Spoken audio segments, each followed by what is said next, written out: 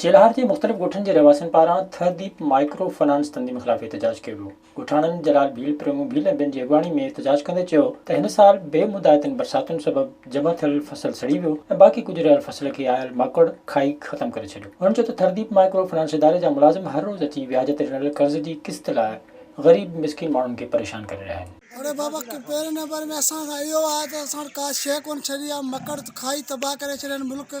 असां वटि कहिड़े पहिरें में किस्तूं विस्तूं जेको आहिनि सभु बंदि कयो। ॿियो महांगाई आहे जेको बंदि कयो। हाणे 80-90 रुपया खंडु थी आहे, असां किथां वठूं? अटो जेको आहे 2400, 2200, 2300 मन असां ग़रीब माण्हू किथां वञूं?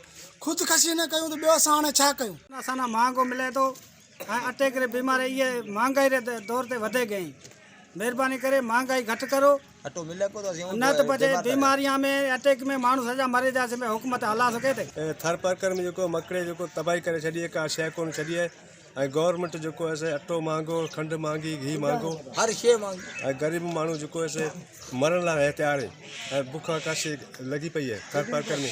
महिरबानी करे गवर्नमेंट लाइ कादा की असांजो सस्तान करो ऐं ग़रीब माण्हू जेको आहे अटे जे वेल में ॿाल लंघण बिछाइनि। हुननि जो त मुख़्तलिफ़ इलाइक़नि में वधंदड़ ख़ुदकुशियुनि जो कारण उहे व्याजी कर्ज़ी इदारा आहिनि। मुख़्तलिफ़ ॻोठनि जे रहवासियुनि जो चवणु हो त उन्हनि काफ़ी भेरा एहतजाज कयो, पर वस वारनि उन्हनि जी का बि सार न लधी आहे। विज़िट कयो अवामी आवाज़ मीडिया ग्रुप जी वेबसाइट awamiawaz.pk